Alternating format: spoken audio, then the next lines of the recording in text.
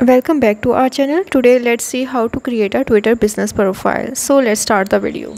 To create a business profile, here I'm going to type in twitter.com and then I will click on the create a new account option, and here I am at this interface. I'm going to enter my details, and once I have entered my details, now I have to click on the next button. Here I have to again click on the next button.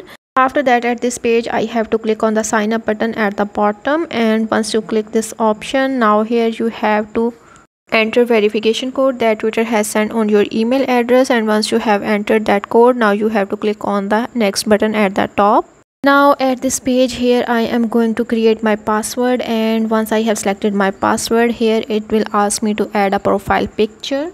After adding my profile picture, now as you can see, it's asking me to enter my bio. Here I will enter a phrase that describe my business, and once all done, I have to click on the turn on notification.